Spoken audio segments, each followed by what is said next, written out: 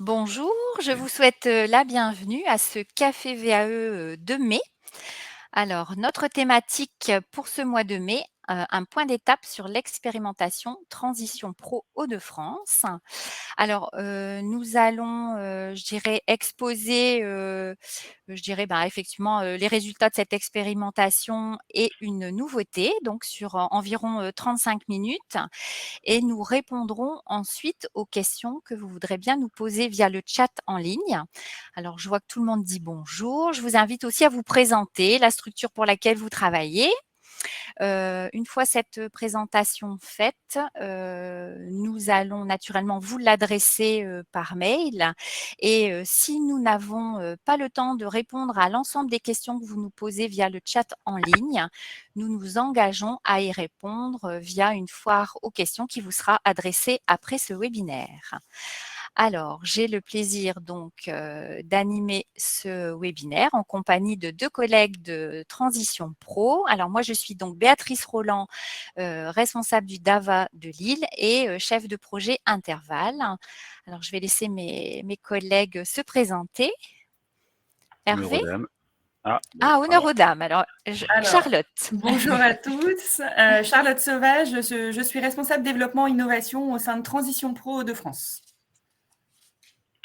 donc Hervé Tatinclos, je suis le responsable territorial sur l'antenne Artois d'Ouésy et j'ai en charge aussi le pôle commission instruction sur l'ensemble du territoire des Hauts-de-France.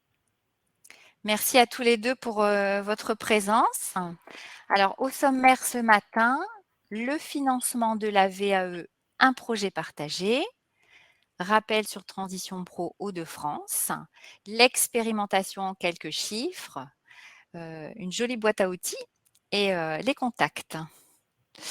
Alors là, je vais laisser la parole à Charlotte pour effectivement le financement de la VAE.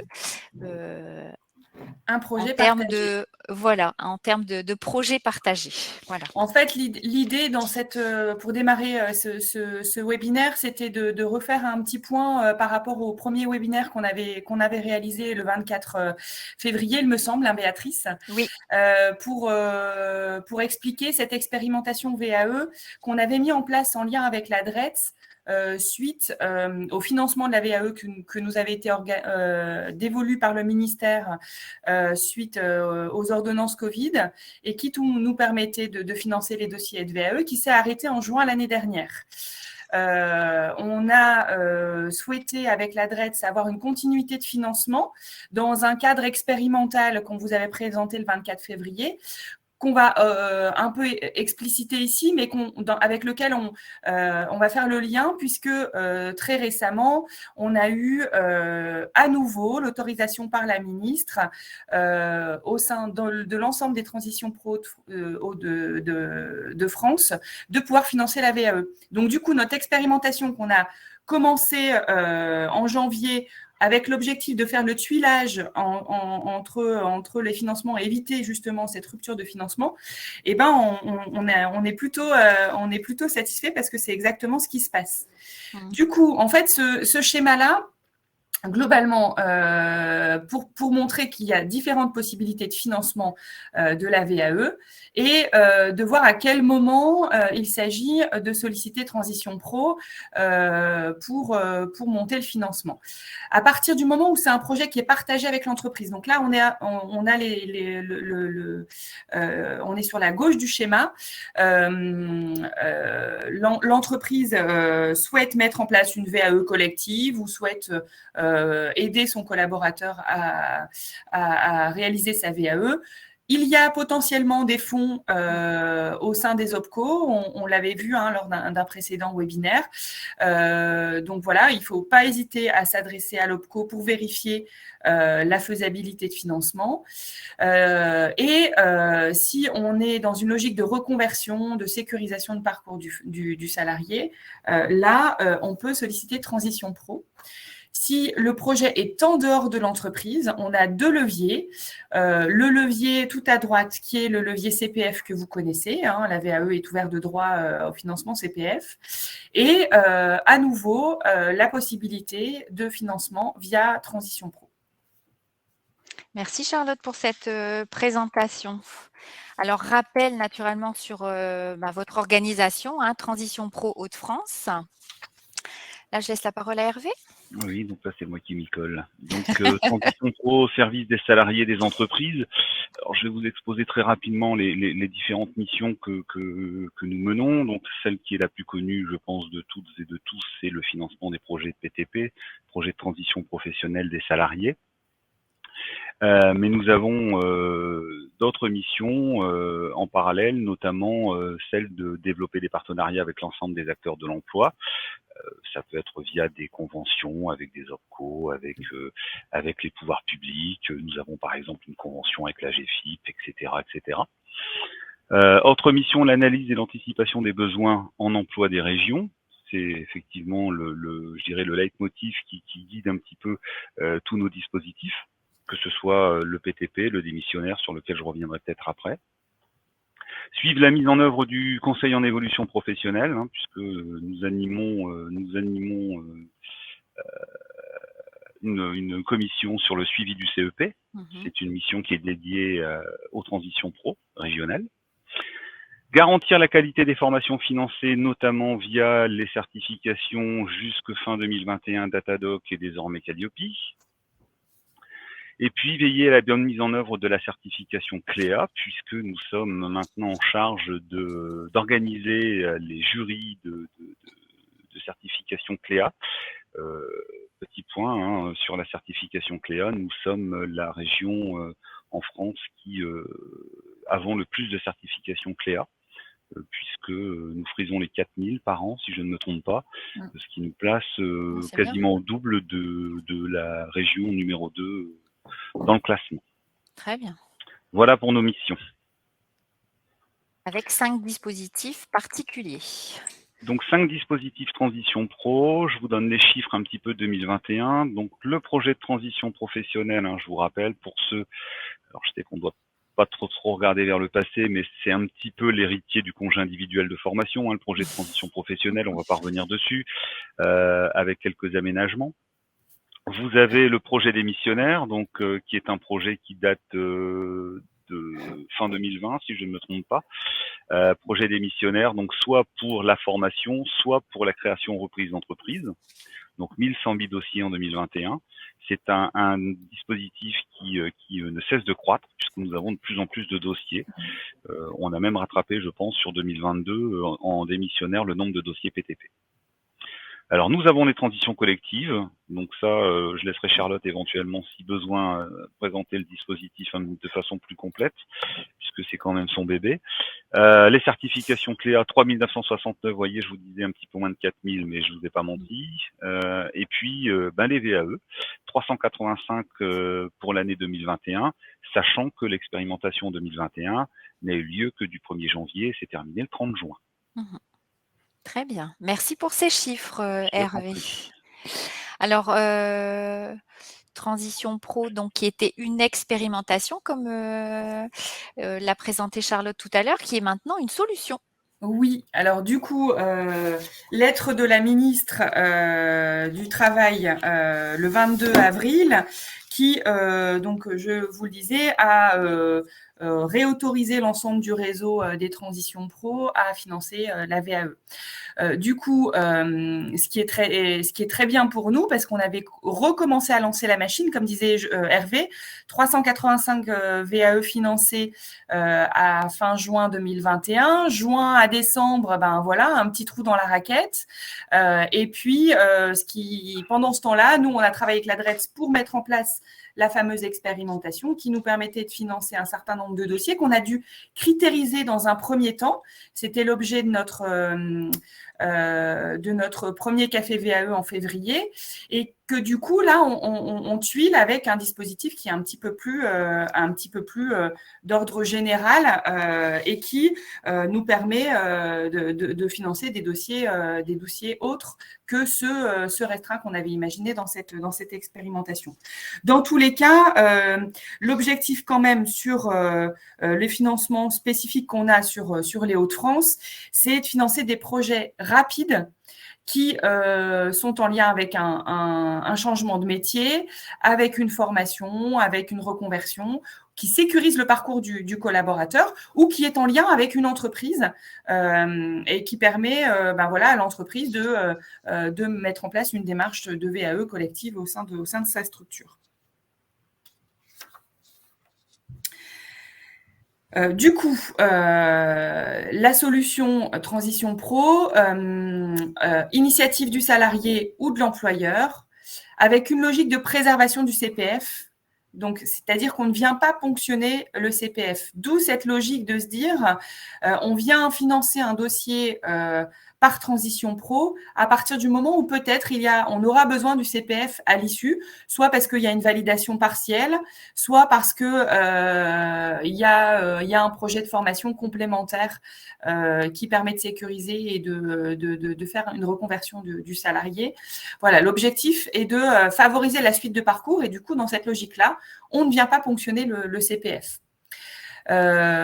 Priorité au VAE avec changement de métier ou de poste.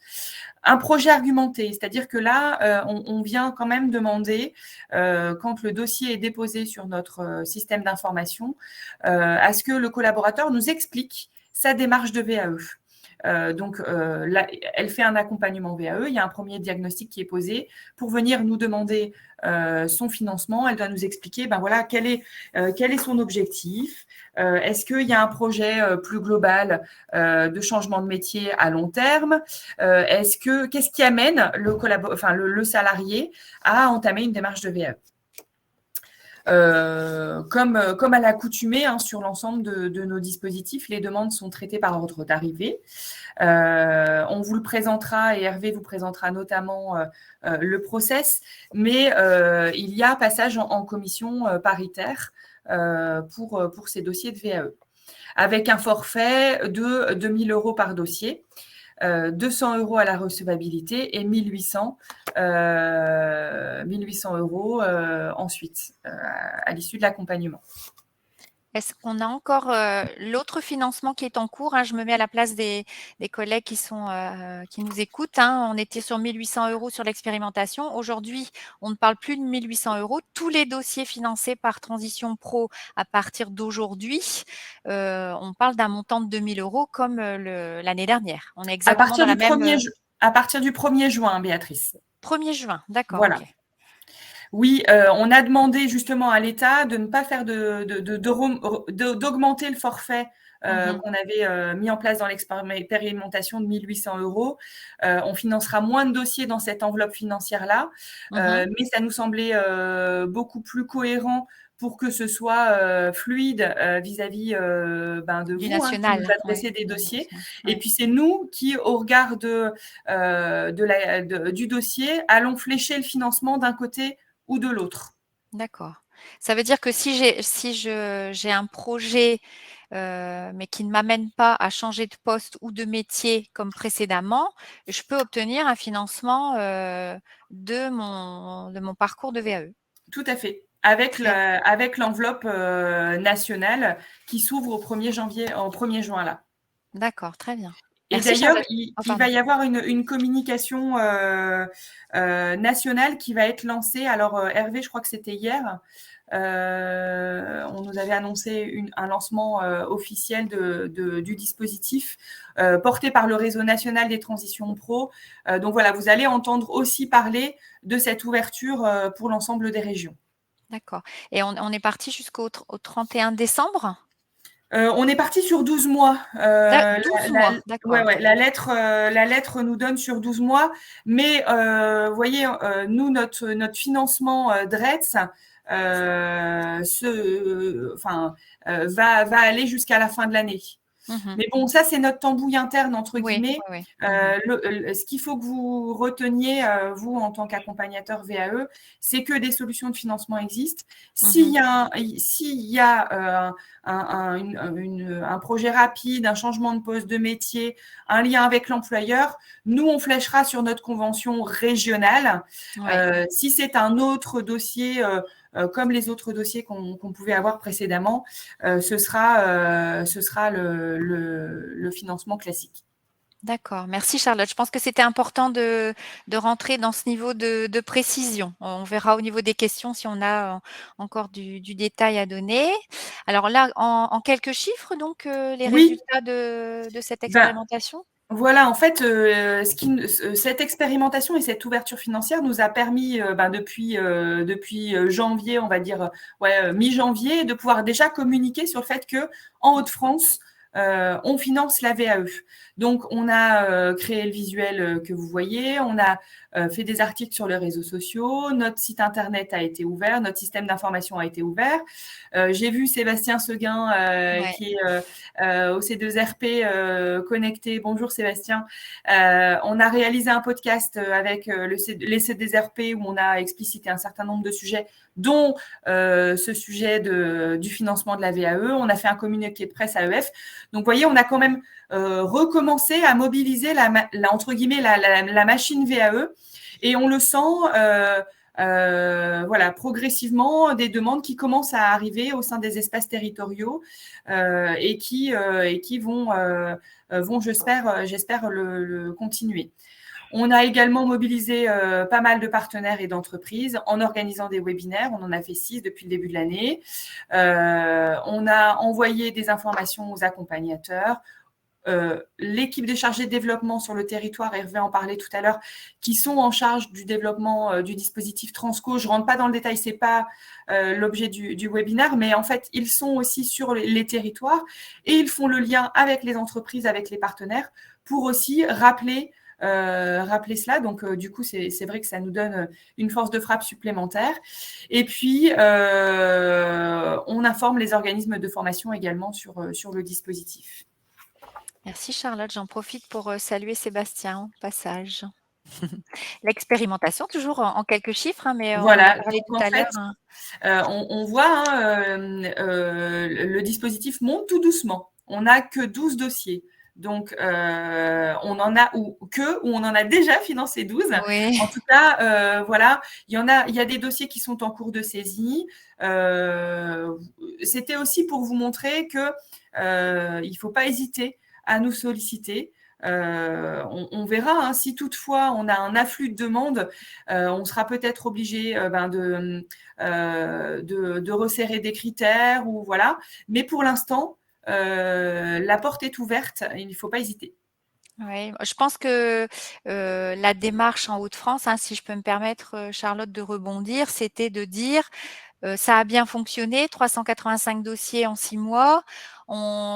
Les accompagnateurs avaient pris quelque part, je dirais la dimension de ce financement, creux de la vague. La direction des Hauts-de-France s'est positionnée avec, un projet, hein, qui a été accepté, avec des critères. Là, je pense que ça a peut-être aussi appuyé l'idée au national de renouveler l'opération. Oui, Ça fait ouais, que ouais. je je trouve en tout cas qu'au niveau des Hauts-de-France, les services transition pro, sont, je dirais très actifs dans le financement de la validation des acquis. Personnellement, moi qui porte aussi le dispositif, je le trouve, je dirais, plutôt rassurée parce que nous, on en fait la promotion, mais si effectivement la personne n'a pas de financement, ça devient un peu compliqué.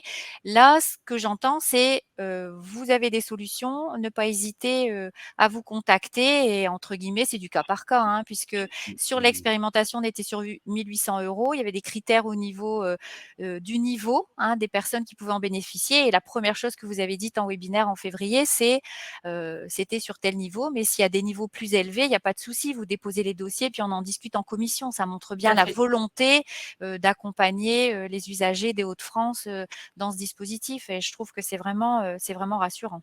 Et clairement, sur les 12 dossiers financés, il y en a quelques-uns qui n'étaient pas complètement dans les critères de priorisation. On avait bien indiqué que c'était les priorités et Mmh. que l'objectif était de relancer la machine de financement de la VAE. Et donc, du coup, voilà, en toute connaissance de cause, la DRETS a donné son accord et les commissions paritaires ont validé également de par l'intérêt des dossiers. Donc ça Hervé? fait On ne se fait pas de soucis sur le fait que les demandes vont augmenter, puisque pour avoir vécu la gestion de la VAE de juillet 2020 à juin 2021, on a effectivement pu s'apercevoir que ça allait crescendo.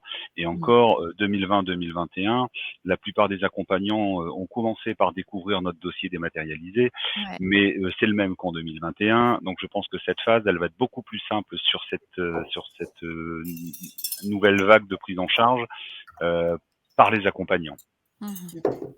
D'où l'idée de bien accompagner les accompagnants. Oui. Avec une jolie boîte à outils. J'ai une belle transition, Hervé. Wow, merci. Non, non, mais bon, on est tous les trois à la manœuvre. Alors, je vais laisser la parole à Hervé. Donc, on va revenir sur des aspects beaucoup plus pratico-pratiques. Donc les démarches sont dématérialisées, hein. Tous les dossiers se font via notre site internet. Donc effectivement, vous le voyez, chaque salarié qui veut entreprendre une VAE devra d'abord créer son espace. Prendre contact avec nous, soit on lui créera par téléphone, soit il le créera en toute autonomie, mais c'est bien la première étape à faire. Donc le demandeur crée son espace sur le site Transition Pro et ouvre son dossier de demande de financement. Ça, je pense que pour les accompagnants, c'est quelque chose qui maintenant est bien connu. Parallèlement, donc, il contacte et choisit un accompagnateur. Ça, c'est la partie qui vous incombe, c'est pas la nôtre. Le demandeur, donc, ensuite, commence à renseigner son dossier et le transmet à l'accompagnateur. Pour rappel, c'est une démarche dématérialisée. Donc, si vous voulez fluidifier les échanges, veillez surtout, là je parle aux accompagnateurs, bien donner le bon numéro de SIRET, votre bon numéro de déclaration d'activité, ça fera gagner du temps à tout le monde. Moi, je vous encourage à le faire parce qu'on vit ça sur les dossiers PTP, ce sont des petits dysfonctionnements. Il faut essayer d'empêcher le bénéficiaire d'aller chercher les infos lui-même, notamment sur Internet où il va forcément les trouver, mais il va trouver un mauvais SIRET, il va trouver un mauvais numéro de déclaration d'activité, il va confondre avec votre code NAF. Donc, on va recevoir des demandes de création, on va vous retrouver, on va renvoyer le bénéficiaire vers l'accompagnant en lui disant allez chercher les bonnes informations parce que celles que vous avez communiquées ne sont pas les bonnes. Donc, vous voyez, essayez de le capter dès le départ, dès lors que vous avez un premier contact avec le bénéficiaire. N'hésitez pas à introduire cette notion-là. Si vous nous choisissez, c'est nous qui vous donnerons les informations nécessaires pour construire votre dossier. Ça, c'est très important.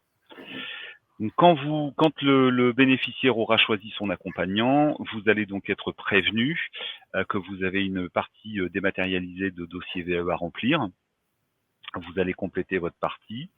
Vous allez donc devoir mettre dans cette partie une date de début d'accompagnement.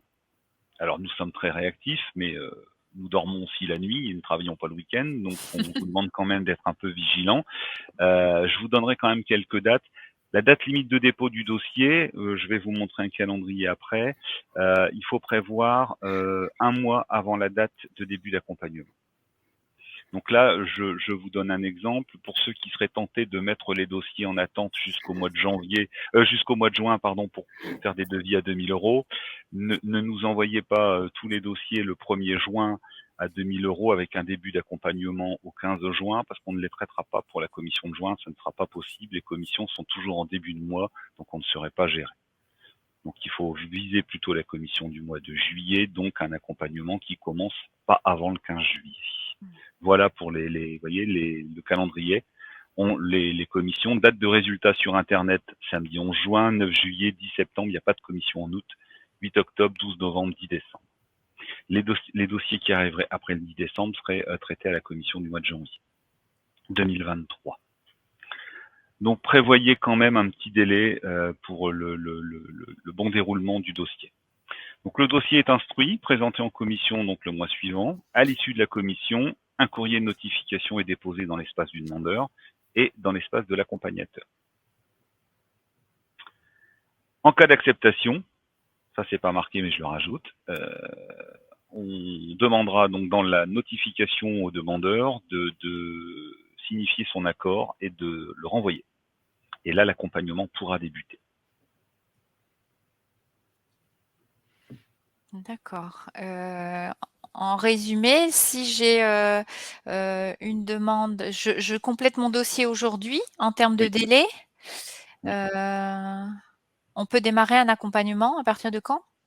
Bah, si ça dépend quand tu veux le déposer, Béatrice. Si tu commences à faire un dossier aujourd'hui, le temps de remplir ta partie, de la renvoyer au bénéficiaire pour qu'il la valide, on est quoi D'accord. aujourd'hui? On est le 19, donc je Ouais. pense qu'on n'aura pas ça avant début de semaine prochaine dans le meilleur des cas. Donc Oui. là, effectivement, on pourrait encore viser la commission du mois de juin.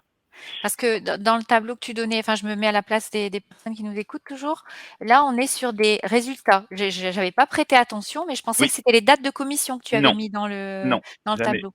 Les dates de D'accord. commission ne sont pas publiques. D'accord, très bien. Parce que si on mettait les dates de commission, les salariés ne regarderaient pas les dates de résultat. C'est-à-dire que si je dis par exemple que la commission c'est le 8 juin, Ouais, tu peux être sûr que le 8 juin à 16 heures, j'en ai 3 à ma porte et j'en ai 4 qui téléphonent pour avoir les résultats. très Alors que bien. c'est bien marqué que c'est le 11, mais Ouais, c'est pas grave. Donc on ne d'accord, communique jamais, ça fait 30 ans, on ne communique jamais sur les dates de commission paritaire. On ne d'accord. communique que sur des dates de résultats. Les dates de résultat. Mais par contre, la personne sait, qu'elle peut obtenir un résultat par rapport au dépôt de son dossier. On va dire que la commission, généralement, c'est une dizaine de jours en amont. Un peu moins Un en peu ce moins, moment. d'accord, mais bon, voilà, dans la logique. Ça Non mais veut là, dire qu'il faut, ouais. si tu veux, si on prend en plus Oh pardon, je remets les dates peut-être? Ouais. l'expérimentation à 2 000 € commence le 1er juin, comme l'a dit Charlotte. Ouais. Si j'ai des dossiers qui arrivent le 1er juin, c'est clair, je ne Oui, peux les pas les traités, ouais, traiter. ouais, je vois. Puisque je vous donne, c'est des petits aspects pratico-pratiques, mais on a Non, mais quand c'est même bien. un process qui est commun à toutes les antennes et qui est commun à tous les dispositifs. Ma commission, par exemple, si je prends je dis une bêtise, ma commission a lieu le 9 juin. Mmh. Moi, je dois envoyer l'ordre du jour au commissaire, et c'est comme ça dans toutes les antennes, on doit envoyer l'ordre du jour au commissaire une semaine avant. D'accord. Donc je ne peux pas envoyer un ordre du jour le 31 mai Mmh. si je reçois, enfin, en plus, voilà, le dossier qui arrive le 1er juin, je ne peux pas le faire passer à la commission du Oui, mois de oui, juin. bien sûr, Ça n'est bien pas sûr. possible. Ouais, ouais. Donc il vaut mieux viser effectivement la commission du mois de juillet. Vous Mmh. avez voyé par contre les résultats le 9 juillet. Donc Ouais. on peut, le temps que le courrier arrive, pour que tout le monde soit rassuré, ça fait samedi 9, dimanche 10, lundi 11. Vous prévoyez un début d'accompagnement le lundi 18 juillet et ça sera parfait. D'accord, très bien. Non, non, mais c'est, aussi, j'insiste sur le fait qu'on a, tous nos organisations et parfois on a Oui, l'impression que, bah, je vais pas dire qu'on met un peu de frein dans le process, mais c'est qu'il y a une procédure à respecter et de le savoir, je pense que ça peut permettre aussi à nos interlocuteurs présents de donner aussi un argument aux candidats. C'est-à-dire qu'effectivement, il y a une procédure et par rapport à la procédure, ben, si vous souhaitez rentrer dans la démarche, si on a effectivement tous conscience des délais, ben, on ne va pas revenir sur des choses qui sont, bah, je dirais, dans la logique du parcours. Voilà. Merci Hervé. La voilà. facturation? Oui. La facturation. Donc le forfait de 2 000 €, 1 800 jusqu'au 31 mai, 2 000 € à partir du 1er juin. Pour les accompagnants, vous aviez l'habitude, c'était un peu la même chose que l'année dernière. On verse 200 € à réception de la recevabilité Mmh. et ensuite 1 800. Alors c'est là où on a un petit peu changé les façons de faire. L'année dernière, le solde des 1 800 était versé à réception de l'inscription au jury. Alors Ouais. comme on sait pertinemment que dans tous les ministères, de toute façon, il y a énormément de problèmes pour mettre en place les Les jurys jurys, et ouais. qu'on ne voulait pas faire attendre les structures accompagnantes pour le règlement.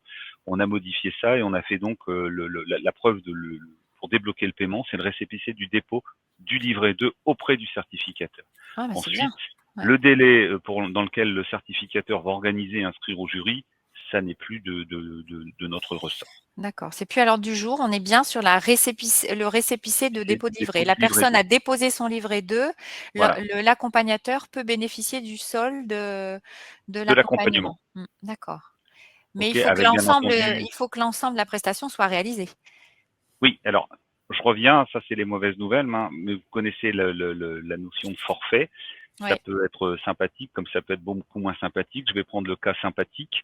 La D'accord. recevabilité, hein, on avait déjà eu le cas l'année dernière. Vous serez peut-être amené à accompagner des gens qui ont déjà leur recevabilité parce qu'ils l'avaient entamée Mhm. peut-être par le CPF ou autre. Dans ce cas-là, effectivement, vous n'avez pu aller chercher la recevabilité parce qu'elle reste valable pendant un certain nombre d'années. Eh Mhm. bien, même si vous n'avez pas fait le job de faire la recevabilité, vous vous ferez payer des 200 euros. 2000. Ah oui, oui, de C'est 200 pas euros. beau. Ok. Ah oui, oui, oui. Par contre, à l'inverse, le côté moins sympathique du forfait, si le bénéficiaire arrête son accompagnement en cours, Oui, c'est-à-dire vous ne pouvez pas les accompagnants produire le récépissé de dépôt de livret 2, il n'y oui. aura pas de paiement. Même pour les heures réalisées. Non, c'est un forfait. J'insiste bien là-dessus. Oui, oui, non, Et mais ça, on ça n'a fait pas bien changé. de. Ça n'a pas changé Ouais, ouais, depuis l'année ouais. dernière. Ouais, ouais, ouais, ouais. Non, non, mais on fait bien de le préciser. Hervé, il y a une question sur le cadre des titres pro où il n'y a pas de dépôt de livre 2 en amont de la session d'examen. Je ne connaissais pas ça. Moi, je n'ai jamais été informé que pour les titres pro, il n'y avait pas de dépôt de livret 2. C'était la solution qu'on avait trouvée. J'ai pas eu de remontée, notamment de l'AFPA non plus, Ouais. en tant Bah, qu'accompagnant VAE. Donc je ne sais pas trop quoi vous répondre. et déposé au moment de l'examen. D'accord.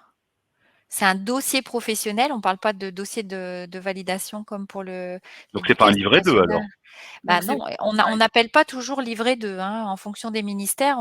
Je dirais qu'on a ce terme, je dirais qui existe depuis 20 ans, mais effectivement, en fonction des ministères, on a généralisé le propos, mais effectivement, pour le ministère du Travail, c'est c'est un un dossier dossier professionnel, ouais. Ouais. professionnel. C'est un dossier professionnel, mais sans date de dépôt fixe, comme nous, on peut l'avoir au niveau du ministère de l'Éducation nationale. Alors, c'est peut-être quelque chose qu'il va falloir Et donc effectivement valider. que fait le demandeur avec son dossier professionnel? C'est à lui de l'envoyer quand même au certificateur? Alors Caroline va répondre. Il l'apporte le jour de l'examen. Alors le jour de l'examen ou le jour du jury? C'est Vous la même chose. m'excuserez, hein. Enfin, nous, on parle d'un jury en VAE. Là, comment je vais Donc dire, Caroline note examen, mais c'est le jour du jury, le jour du jury. Bah, Parce donc du qu'au coup, niveau de l'AFPA, on est sur une mise en situation professionnelle. d'accord. Donc ça donc veut là, dire que là, il y aura pas de contact, de rapport avant la convocation au jury. Voilà. Bah, dans ces cas-là, on peut effectivement, pour ces cas-là, revenir sur l'ancienne formule et Mmh. demander comme pièce, comme débloquant le paiement, la la convocation convocation au jury. au jury. Voilà, c'est ce Ouais. que note Véronique, voilà, Ouais, c'est ça, ouais. ouais. On va le mettre dans le process, il n'y a pas de Oui, souci. Par d'accord. contre, voilà, j'espère que vous n'aurez pas le problème qu'ont eu certains l'année dernière et qui nous ont demandé notamment des demandes de prolongation de fin d'accompagnement parce Mmh. les jurys ne se mettaient pas en place. Ouais. Bon, je vais le noter. Donc, ce sera soit effectivement l'avis de l'accusé réception le récépissé de dépôt de livret 2, Oui, ou alors la convocation au jury. d'accord. C'est pas un souci. Bon, très bien. C'est Si parfait. jamais d'autres personnes voient aussi d'autres freins, qu'ils n'hésitent pas, hein. Oui.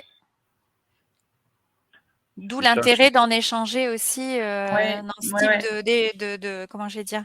D'événements, hein. Ouais, très bien. Tout à Merci fait. beaucoup Caroline. Merci Oui. Caroline. Hervé, encore euh, des compléments par rapport au forfait? Est-ce qu'il y a des situations peut-être, rencontrées, des cas particuliers auxquels on peut faire référence pour nos collègues? je Sur, suis à votre écoute. non, mais je ne sais pas si tu avais comme là les points de vigilance, hein. On parlait de la recevabilité, si on a déjà la recevabilité, bon, bah, c'est tout, on est au forfait. Est-ce qu'il y a d'autres points de vigilance peut-être à donner? Non, pas pour l'instant? Ce serait peut-être si des accompagnants qui sont avec nous aujourd'hui ont eu Oui, quelques soucis sur sur la VAE 2020-2021, qu'ils d'accord. n'hésitent pas à en faire part, parce que Oui. notamment si c'est des problèmes au niveau du paiement, je vous avouerai que le centre de paiement, je suis pas toujours au courant de tout. Alors quand Oui. un candidat entre dans une démarche V1 pour un TP, nous avons du mal à définir une date de fin car il y a peu de nombreuses Ouais. sessions d'examen en cours d'année, on ne sait pas avant de démarrer l'accompagnement à quelle vitesse le candidat va avancer. Mmh. Écoutez, moi je pense qu'il vaut mieux. J'ai toujours l'habitude de dire qui peut le plus peut le moins. Dans l'autre sens, c'est pas évident. Donc vaut mieux mettre un accompagnement un peu plus loin, quitte à ce que ce soit plus court, que l'inverse, parce que sinon, si c'est l'inverse, là, il y aura effectivement une demande d'avenant au dossier pour faire le changement de date de fin. Est-ce que par rapport à ma réflexion là, comme on est parti sur une année, au plus tard le 31 mai 2023? Moi, je dirais oui. Merci. Mais Non, non, mais je pense que ma voilà, parole n'est pas l'évangile, hein, donc non, non, mais non, un non, mais accompagnement, enfin moi je me positionne au niveau du ministère de l'Éducation nationale. Bon, prochain dépôt, 15 septembre, jury, octobre-novembre, mais si la personne ne peut pas déposer son dossier, ça sera 15 janvier avec un jury en oui, mars-avril. Mais effectivement, si elle n'arrive pas à déposer son dossier, ça sera même plus tard. Mais compte tenu de l'annonce qui a été faite sur l'année Mmh. je dirais, du financement, je pense qu'au plus tard, sans vouloir, je dirais, m'immiscer dans votre organisation, mais on en a échangé Hervé hein, sur des dossiers en commun. On avait mis donc une date butoir par rapport à l'expérimentation. Ça veut dire qu'au plus tard 31 mai 2023. oui. Charlotte, je ne sais Bah, pas si on peut surtout, si je peux me permettre, hein, là, on est en train de parler de dossier, nous sommes au mois de mai, oui. mais un dossier déposé le 31 décembre 2022, même sans parler de l'année, hein, Mmh. on peut imaginer un accompagnement qui commence en janvier 2023. Et bon, moi, je mettrais même à la limite pour ces dossiers-là une fin d'accompagnement à décembre 2023, parce qu'on ne peut pas présumer effectivement de la rapidité de plus ou moins importante pour D'accord. l'accompagnement. Alors, merci pour cette réponse parce que moi je pensais que c'était lié au financement. C'est-à-dire que, l'accompagnement ne pouvait pas, être plus long que, la durée potentielle de l'annonce quoi, voilà. Mais on pourrait envisager un accompagnement jusqu'au 31 décembre 2023. Bah, il y a deux dates, hein. L'important, c'est la date limite de dépôt des dossiers. D'accord. Donc ça, dans la première expérimentation, c'était 31/12/2022. Charlotte vous a dit que de toute façon, ça allait être ouvert sur un an. Donc on peut supposer que la date limite de dépôt des dossiers, Charlotte, tu me rectifies si je me trompe, ce sera le 30 juin 2023 Ouais. Mmh. ou 31 mai 31 mai 2023. Donc 2023, ouais. Mmh. forcément, date de fin d'accompagnement, ça va prolonger D'accord, très bien. de la même teneur, hein. OK. Bon, c'est pas ce qu'on s'était dit au départ, mais je pense que c'est important de Mmh. bien se positionner entre la date de prise de confirmation de la prise en charge et fin de l'accompagnement. On n'est pas sur, les Ah mêmes non. champs. Voilà. Bah, souviens-toi, sur l'expérimentation 2021, on devait Ouais, s'arrêter au 30 juin et on tout à avait fait. convenu d'accepter des accompagnements jusqu'au 31 décembre Oui. 2021, puisque Mmh. grosso modo c'était 6 mois. Ouais. On a dû faire un certain nombre d'avenants pour prolonger à cause des jurys qui avaient beaucoup de mal à se mettre en place à cause de la pandémie Covid. Ouais, ouais. Mais voilà, effectivement, la date de fin d'accompagnement et la date de fin de réception des dossiers n'est pas la même, hein. Oui, tout à fait. Merci Hervé, de cet échange. Même de rien. Je vois que ma collègue, Véronique, hein, note, «Le gros problème, c'est quand le candidat abandonne en cours d'accompagnement, l'organisme accompagnateur ne peut se faire payer des heures réalisées». Ouais. Mmh. Mmh. Alors Ouais. ça, c'est le principe du forfait. Ouais. Et je dirais, bon, Charlotte peut en prendre note, mais c'est national de toute façon. Donc, Ouais, Ouais, ouais, ouais. tout à fait. Mmh. si on doit faire bouger les choses, ce sera au national. Ce sera au D'accord. national, oui. Mmh. Très bien. Merci Hervé pour, ces présentations. Je vais laisser la parole je te laisse encore la parole Hervé Ouais. pour, les interlocuteurs de proximité. Donc oui, vous avez à l'écran les coordonnées des 5 espaces territoriaux. Donc c'est toujours Lille, c'est toujours Saint-Omer, c'est toujours Amiens, c'est toujours Valenciennes, c'est toujours Arras. Sachant que la clé de répartition hein, pour savoir à quelle antenne traitera le dossier, c'est le lieu de résidence du bénéficiaire. Mmh. Merci Hervé et je laisse la parole à Charlotte, hein, pour les collègues, au niveau du développement. Voilà, au niveau du développement, on vous a mis les coordonnées directes, qui est plus une entrée partenariat si vous avez des projets d'entreprise, voilà, où n'hésitez pas à contacter les collègues sur les territoires aussi directement sur les coordonnées qui vous sont indiquées. Très bien. Merci beaucoup pour vos présentations. Alors je vais rebondir donc sur le contact, les contacts intervalles aussi, puisque le café VAE de ce matin est dans la continuité de la promotion de la VAE grâce au réseau intervalle. Alors moi je vous invite donc à vous rendre sur le site. Vous avez à disposition un ensemble d'informations et l'ensemble des replays. Si vous avez besoin d'informations, n'hésitez pas à adresser vos demandes sur le formulaire en ligne, contact@intervalle-vae.fr. À votre écoute, notre collègue Susan Vallard, numéro unique en Hauts-de-France. Et je vous invite aussi à nous suivre sur les réseaux sociaux, LinkedIn, Facebook et la chaîne YouTube. Voilà. Écoutez, je vais vous remercier pour votre attention. Je pense que nous avons répondu à l'ensemble des questions que vous nous avez posées via le chat. Si vous avez encore des interrogations, n'hésitez pas. Je remonte dans le chat. Non, on a eu de belles présentations au démarrage. Merci à vous pour votre présence. Alors le prochain rendez-vous dans le cadre des cafés VAE s'organise le jeudi 30 juin, toujours 9h30. Et là, la thématique, on parlera de l'accompagnement à la VAE, une étape clé de la réussite de parcours. Il n'est pas obligatoire, mais on va dire qu'il est hautement conseillé, vivement conseillé, surtout que les accompagnateurs, je dirais, sont là pour apporter une aide méthodologique, mais aussi un soutien moral. Les collègues, comme Véronique le disait, le candidat, je dirais, je pense que c'est rare, mais abandonne parfois en cours de parcours et l'accompagnement est un incontournable pour maintenir la motivation du candidat. Voilà. Alors, je regarde quand même dans le chat. J'ai vu qu'on avait encore quelqu'un qui écrivait. Il y a une question quand même de Marie-Caroline. Si CDD, combien de temps faut-il être salarié? Alors la VAE aujourd'hui n'est ouverte qu'au CDI. Ouais. Dans les dispositifs que nous gérons. D'accord. Et c'est, je le précise quand même, toujours hors temps de travail. Nous ne finançons pas la rémunération pendant la prestation, l'accompagnement, etc. D'accord. Merci pour ces précisions, Hervé. Écoutez, je pense que nous allons pouvoir, je dirais, souhaiter une bonne journée à nos invités. Il y a une autre Caroline question. encore, Si en CDI dès Marie-Caroline. le premier mois, c'est possible. C'est une bonne question. Je ne me souviens plus si on a des conditions d'ancienneté. Je me demande si ce ne sont pas les mêmes que le PTP. Mais ouais, moi, c'est ce que j'aurais dit aussi, Hervé, mais je ne suis pas sûre de moi. Eh ben celle-là, on va la noter et puis on passera la réponse via Béatrice. Oui. Possible pour les auto-entrepreneurs? Non. Il faut être salarié. Désolé.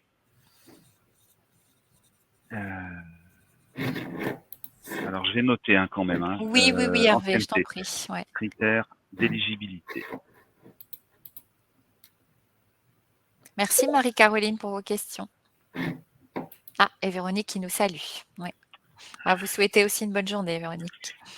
Voilà. Écoutez, messieurs, dames, je vous remercie pour votre attention. Je vous laisse chacun un petit mot pour clôturer cette intervention, Charlotte. Merci à tous. J'espère qu'on a répondu à vos questions, vos interrogations. Vous avez bien vu, numéro unique pour nous contacter sur les espaces territoriaux. Si besoin d'approfondir un sujet d'entreprise ou autre, vous contactez les chargés de développement sur les territoires.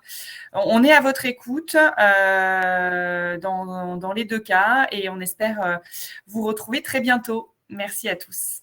Merci. Charlotte. Hervé? Bonne journée à toutes et à tous.